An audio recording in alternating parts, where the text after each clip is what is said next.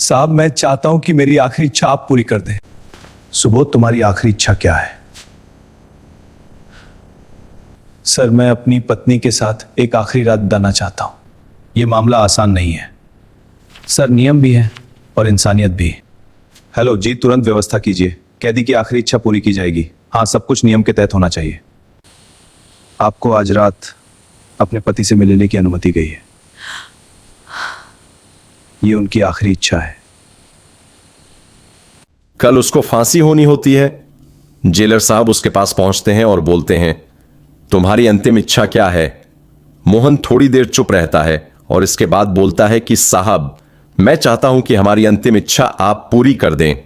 मोहन कहना प्रारंभ करता है कि मैं चाहता हूं कि मैं अपना आखिरी रात या फिर मैं अपना एक रात अपनी पत्नी के साथ बिताऊं।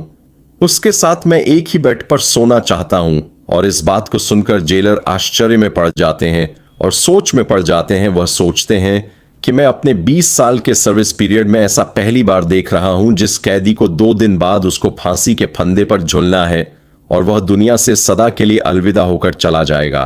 और उसके मन में यह ख्याल आता है कि वह पत्नी के साथ एक रात बिताना चाहता है, वह पत्नी के साथ एक रात सोना चाहता है। लेकिन अंतिम इच्छा तो अंतिम इच्छा है। अंतिम इच्छा पूरी करने के लिए जेलर साहब तैयार हो जाते हैं। उसके पत्नी को यह खबर भेजवा देते हैं कि तुम्हारा पति चाहता है कि तुम उसकी अंतिम इच्छा पूरी कर दो। जी हां दोस्तों, जब इस पूरी दुखद कहानी को मैं आपको बताऊंगा तो आपकी अंतरात्मा कांप उठेगी, आपकी रूह भी कांप उठेगी। और यह कहानी उत्तर प्रदेश के अलीगढ़ की है, जहां पर 2 दोस्त होते हैं। एक का नाम मोहन होता है और दूसरे का नाम प्रवीण होता है। मोहन और प्रवीण एक साथ खाते हैं, एक साथ पीते हैं। धीरे धीरे समय बीतता गया। अब मोहन और प्रवीण एक ही कंपनी में जॉब भी करने लगते हैं और इसी बीच उसी कंपनी में एक लड़की होती है जिसका नाम होता है प्रिया। और वह मोहन से कहीं ना कहीं प्यार कर बैठती है, मोहन को अपना दिल दे बैठती है और दोनों का एक साथ मिलना जुलना, घूमना फिरना, साथ साथ होना हो जाता है। मोहन जब अपना टिफिन लेकर जाता है तो उसके टिफिन से कहीं ना कहीं प्रिया भी खा लेती है और जब प्रिया लेकर आती है तो उससे मोहन भी निकाल के खा लेता है। आपका खाना तो हमेशा अच्छा ही होता है। तो आप अपना भी शेयर कर लिया करो।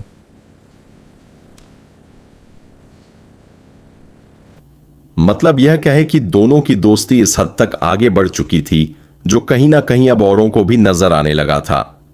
मोहन का जो दोस्त होता है प्रवीण, वह मोहन से कहता है कि दोस्त, मैं चाहता हूं कि मेरी भी दोस्ती उस लड़की प्रिया से हो जाए। लेकिन मोहन बोलता है कि वो अपने गर्लफ्रेंड को किसी से शेयर नहीं करना चाहता है। सब कुछ शेयर कर दूंगा लेकिन गर्लफ्रेंड शेयर नहीं, क्योंकि गर्लफ्रेंड हमारी है तो हम आपको या फिर हम तुम्हारी उससे बात क्यों करवाए। कहीं ना कहीं वह साफ साफ मना कर देता है और कहता है कि मैं उससे तुम्हारी दोस्ती नहीं करवा सकता। इस बात से प्रवीण नाराज हो जाता है और उसी समय से मोहन के प्रति उसके मन में जलन की भावना उत्पन्न हो जाती है। फिर से उनका ऑफिस का काम शुरू हो जाता है। प्रवीण जब भी प्रिया और मोहन को देखता था उससे बहुत ही जलन होती है।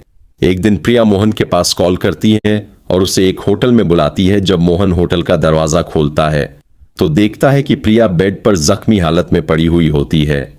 मोहन प्रिया के पास जाता है और प्रिया की मदद करने की कोशिश करने लगता है, लेकिन तभी वहां पर पुलिस आ जाती है। मोहन इससे पहले कुछ बोल पाता कि उससे पहले पुलिस उसे अरेस्ट कर लेती है। मोहन की गिरफ्तारी वहां पर हो जाती है। मोहन यह सोचने पर मजबूर हो जाता है कि आखिर ऐसा हुआ कैसे, आखिर यह सब किसने किया। और जो मौके वारदात पर सबूत मिलता है वह सबूत ही सब कुछ होता है और फिर सबूत के बल पर ही सारा काम होता है। मोहन की गिरफ्तारी होती है, मोहन को जेल भेजा जाता है और जेल भेजने के बाद तमाम तरह की चीजें होने लगती हैं। इसी बीच पोस्टमार्टम का रिपोर्ट भी आ जाता है।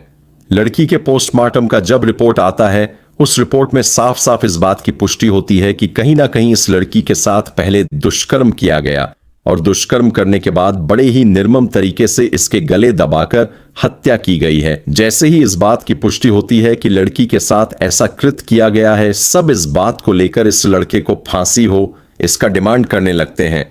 जगह जगह कैंडल मार्च प्रारंभ हो जाता है।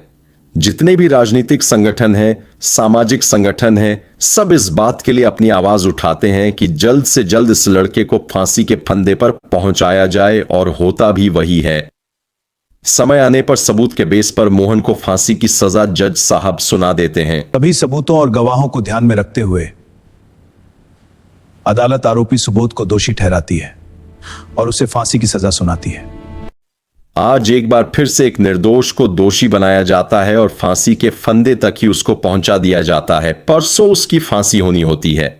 जेलर साहब उसके पास पहुंचते हैं और बोलते हैं, मोहन तुम्हारी फांसी होनी है और फांसी होने से पूर्व कानून और संविधान भी कहता है कि जिसको फांसी होनी होती है उससे पूछा जाता है कि तुम्हारी अंतिम इच्छा क्या है।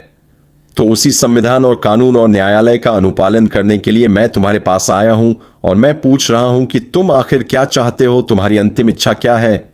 मोहन थोड़ी देर चुप रहता है और इसके बाद बोलता है कि साहब मैं चाहता हूं कि हमारी अंतिम इच्छा आप पूरी कर दे। जेलर साहब बोलते हैं, सबकी अंतिम इच्छा पूरी होती है तो तुम्हारी भी अंतिम इच्छा पूरी होगी। मोहन कहना प्रारंभ करता है कि मैं चाहता हूं कि मैं अपना आखिरी रात या फिर मैं अपना एक रात अपनी पत्नी के साथ बिताऊं। उसके साथ मैं एक ही बेड पर सोना चाहता हूं। सर मैं अपनी पत्नी के साथ एक आखिरी रात बिताना चाहता हूँ, बस एक बार उसके पास रहना चाहता हूँ। क्योंकि बात अंतिम इच्छा की थी और इस बात को सुनकर कहीं ना कहीं जेलर साहब आश्चर्य में पड़ जाते हैं, कहीं ना कहीं सोच में पड़ जाते हैं। जेलर साहब सोचते हैं कि मैं अपने 20 साल के सर्विस पीरियड में ऐसा पहली बार देख रहा हूं जो कैदी 2 दिन बाद उसको फांसी के फंदे पर झूलना है और वो दुनिया से सदा के लिए अलविदा होकर चला जाएगा। और उसके मन में यह ख्याल आता है कि वह पत्नी के साथ एक रात बिताना चाहता है, वह पत्नी के साथ एक रात सोना चाहता है। लेकिन अंतिम इच्छा तो अंतिम इच्छा है। अंतिम इच्छा पूरी करने के लिए जेलर साहब तैयार हो जाते हैं और वह उसके पत्नी को यह खबर भिजवा देते हैं कि तुम्हारा पति चाहता है कि तुम उसकी अंतिम इच्छा पूरी कर दो। एक रात तुम उसके साथ बिता दो, वो एक रात उसके साथ तुम एक बेड पर सो जाओ। उसकी पत्नी वहां से घर से निकलती है और वो भी सोचती है कि चलो कोई बात नहीं, आखिर मेरा पति चाहे वह दोषी हो या निर्दोष, कानून तो उसको दोषी मान चुकी है और कहीं ना कहीं वह जरूर इवॉल्व होगा इस चीज में। तभी कानून भी उसको दोषी मान चुकी है तो एक बार अपने पति से मिल लेती हूं। अगर पति की इच्छा है कि मैं एक रात उसके साथ बिताऊं तो मैं जाती हूं। इस बात को सोच के पत्नी उससे मिलने के लिए जेल के दरवाजे पर पहुंचती है। इधर उसके आने से पहले ही जेलर साहब सारी व्यवस्था करके रखते हैं। उसको जनरल वार्ड से एक रूम में जेल के अंदर ही शिफ्ट किया जाता है और रूम में शिफ्ट करने से पहले उस रूम में एक रिकॉर्डर लगाया जाता है ताकि उस पति और पत्नी के बीच क्या चीजें चल रही हैं, क्या चीज एक दूसरे से यह दोनों लोग आपस में बातचीत कर रहे हैं, इसकी जानकारी पुलिस को मिलती रहे। और वॉइस रिकॉर्डर का जो कंट्रोलिंग पावर होता है वह जेलर साहब अपने ऑफिस में कनेक्ट कर लेते हैं, जहां से उन दोनों के बीच जो भी कन्वर्सेशन हो रहा है, जो भी बातचीत हो रही है, उसको साफ साफ सुन पाए। पत्नी जैसे ही पति के पास जाती है, जाने से पूर्व जैसे ही अपने पति को देखती है और रोना प्रारंभ कर देती है, जिसे देख के पति भी रोना प्रारंभ कर देता है और दोनों काफी देर तक रोते हैं। रोने का जब सिलसिला खत्म हो जाता है तो पत्नी अचानक से पूछती है कि तुमने आखिर ऐसा क्यों किया, आखिर हमारे प्यार में क्या कमी रह गई थी जो तुमने यह कृत्य किया, और अगर तुमने उससे प्रेम किया तो उस प्रेमिका को तुमने मार क्यों दिया। बड़े ही सरसरी निगाहों से यह पूछना चाहती है कि आखिर क्या कमी रह गई थी, आखिर क्या बातें हो गई थीं कि जिस लड़की से तुम प्यार करते थे उसी की तुमने हत्या कर दी। उसका पति अवाक रह जाता है, थोड़ी देर चुप रहता है और इसके बाद बोलना प्रारंभ करता है। वह बोलता है, जिस बात के लिए तुम मुझे बोल रही हो या फिर कानून, जिस बात के लिए, जिस कृत्य के लिए मुझे फांसी की सजा सुनाई है, वास्तव में मैं दोषी हूं ही नहीं, मैंने वैसा कुछ किया ही नहीं। यह भारत का कानून है, साक्ष्य और सबूत के बल पर कहीं कहीं किसी को सजा सुनाती है। इस बात से कहीं ना कहीं जितना भी एविडेंस है, जितना भी सबूत है, जितना भी साक्ष्य है, वह हमारे अगेंस्ट मिला है। इस वजह से हमें फांसी की सजा सुनाई गई है। तो आखिर क्या बात था, आखिर क्या बात है, तुम वह बात बताओ। उसकी पत्नी यह पूछती है और इधर इन दोनों के बीच जो भी कन्वर्सेशन हो रहा होता है, जो भी बातचीत चल रहा होता है, यह बात साफ साफ जेलर साहब के साथ साथ और भी लोग सुन रहे होते हैं। मोहन बोलना प्रारंभ करता है, हमारी कंपनी में जहां कि मैं और प्रवीण एक साथ काम करते थे, वहीं पर एक लड़की होती है जिसका नाम प्रिया होता है और प्रिया से हमारी दोस्ती हो जाती है, इतना कि वो मेरा टिफिन खा लेती है और मैं उसका टिफिन खा लेते हैं। और ये सिर्फ एक दोस्ती थी हम लोगों के बीच और बाकी दूसरा रिश्ता ऐसा कुछ भी नहीं था, बस एक अटैचमेंट था। फिर से मोहन की पत्नी पूछती है, फिर इसके बाद क्या हुआ? तो मोहन कहानी बताना प्रारंभ करता है। इसके बाद प्रवीण मेरे पास कॉल करता है और बोलता है कि एक छोटी सी पार्टी रखी है, 11 बजे रूम पर आ जाओ। मैं भी उसको इस बात के लिए मना नहीं कर पाया। तभी प्रिया भी कॉल करती है, बोलती है प्रवीण ने उसे भी बुलाया है और उसको बुला लेता है। जब मैं रूम का दरवाजा खोलता हूं तो देखता हूं कि प्रिया के बॉडी पर चोट आई हुई है और वो बहुत बुरी हालत में होती है। मुझे कुछ समझ नहीं आता है कि यह सब क्या हुआ है। तभी प्रिया टूटी फूटी आवाज में बताती है कि प्रवीण ने प्रिया को कॉल करके 10 बजे रूम पर बुलाया था और बोला था कि मोहन भी रूम में है, लेकिन जब मैं रूम में आई तो रूम में तुम नहीं थे। मुझे कुछ गलत लगा। मैंने प्रवीण से बोला कि मोहन कहां पर है, तो उसने कहा कि तुम ट्रैफिक में हो और उसमें मुझसे झूठ बोला। फिर उसने मेरे लिए कॉफी बनाई और कॉफी में कुछ दवा मिला देता है। जैसे ही मैं कॉफी पीती हुई मुझे चक्कर आ जाती है। उसके बाद उसने मेरे साथ जबरदस्ती किया। फिर मुझे होश आया तो मैंने उसका विरोध किया और फिर प्रमोद गुस्से से मुझे मारने की कोशिश किया और उसने मुझे मारा हुआ छोड़कर चला गया। इतना बोलते बोलते मोहन रोने लगता है और बोलता है जब प्रिया मुझे सब कुछ बता रही थी तभी प्रवीण ने पुलिस को कॉल कर दिया और प्रवीण की जगह मैं फंस गया।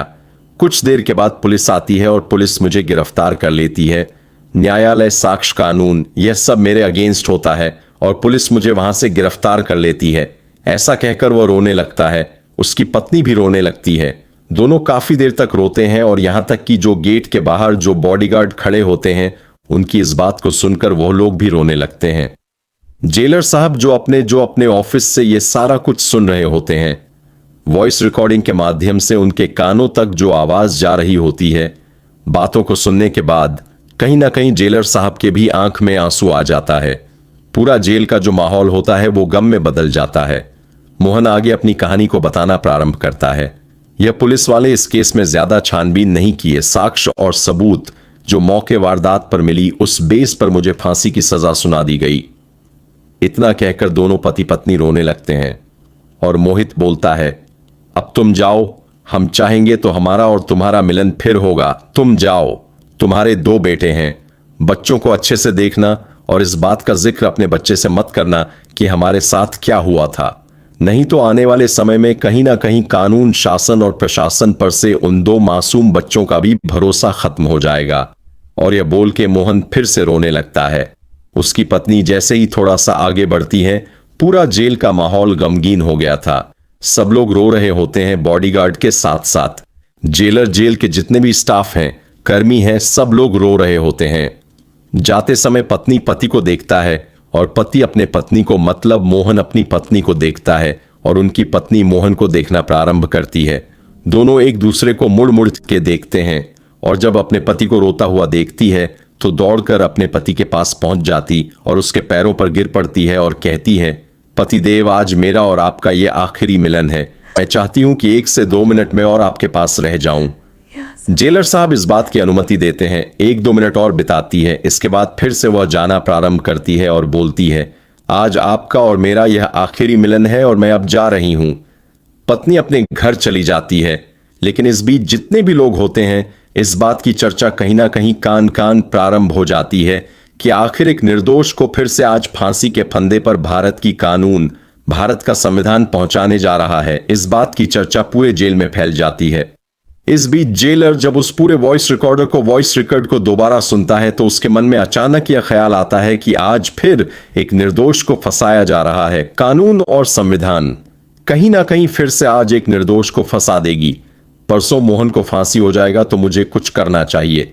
अगर हम अपने पूरे सर्विस पीरियड के दौरान अगर ऐसा नहीं कर पाए तो फिर मेरे रहने और नहीं रहने का कोई फायदा ही नहीं है जब हमारे आंख के सामने एक निर्दोष को फांसी के फंदे पर पहुंचाया जाएगा। अचानक से पूरे पुलिस टीम में इस बात की चर्चा हो जाती है और अधिकारियों को इस बात की सूचना देते हैं और एक हाई लेवल का मीटिंग बुलाते हैं। जेलर साहब उस मीटिंग में प्रशासनिक अधिकारी के साथ साथ राजनीतिक दल, सामाजिक दल, इसके साथ साथ कई सारे भूतपूर्व जज भी वहां पर पहुंचे हुए होते हैं। इस बात की चर्चा वहां पर प्रारंभ हो जाती है और जो जेलर होते हैं वो उस वॉइस रिकॉर्डर को वहां पर चलाते हैं। उस रिकॉर्डिंग को सुनने के बाद सब लोग आश्चर्य में पड़ जाते हैं कि आखिर भारत का कानून यह क्या करने जा रही थी और इस बात का निर्णय होता है कि आखिर सही में दोष तो उसका दोस्त प्रवीण का है, तो फिर मोहन को फांसी क्यों, इस बात की चर्चा वहां पर होने लगती और सब लोग इस बात का डिसाइड करते हैं कि अब फांसी को रोका जाएगा और फिर से इस केस की जांच करनी होगी। इसके बाद प्रवीण को फांसी के फंदे पर पहुंचाया जाएगा। अगले दिन इस बात की सूचना मोहन के घर पर जाती है कि तुम्हारे पति को बाज़त रिहा किया गया है। इस बात को सुनकर कहीं ना कहीं पत्नी बहुत ज्यादा खुश हो जाती है और खुश होने के बाद भारत के संविधान पर फिर से दोबारा से वह भरोसा कर बैठती है, क्योंकि सच्चाई कुछ और था और सच्चाई यह था कि प्रवीण ने प्रिया का कत्ल किया था, न कि मोहन ने। अब पुलिस इस केस की फिर से जांच करती है और फिर जैसे ही कोर्ट का आदेश होता है प्रवीण को जल्द से जल्द पकड़ा जाए, पुलिस अपना काम प्रारंभ करती है और जाकर प्रवीण को पकड़ लेती है। प्रवीण के खिलाफ सब सबूत मिलते जाते हैं। फिर उसे कोर्ट में पेश किया जाता है और न्यायालय प्रवीण को फांसी की सजा सुना दी जाती है।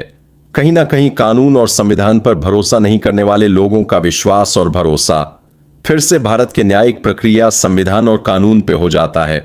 अगले ही पल प्रवीण को फांसी के फंदे पर पहुंचाया जाता है और प्रवीण को फांसी हो जाती है और बाइज्जत मोहन को रिहा कर दिया जाता है। यही कहा गया है कि कर भला तो हो भला। अगर आप भला करेंगे वो तो आपके साथ भला ही होगा, अगर आप बुरा करेंगे तो आपके साथ बुरा ही होगा। बाकी इस पूरी कहानी को लेके आप लोगों की क्या राय है, आप लोगों का क्या विचार है? कमेंट सेक्शन में अपनी राय, अपनी प्रतिक्रिया जरूर दें और जरूर बताएं कि क्या ऐसा भी होता है। भारत की न्यायिक प्रक्रिया, भारत का संविधान, भारत का कानून क्या एक निर्दोष को भी फांसी के फंदे तक पहुंचाती है? और अगर एक निर्दोष को फांसी के फंदे तक पहुंचाती है तो क्या यह आम आदमी के लिए सही है या नहीं है? इस पूरे प्रक्रम को आप कैसे देखते हैं? अपनी राय कमेंट बॉक्स में जरूर दें। बहुत बहुत धन्यवाद, आप लोग जुड़े हुए थे।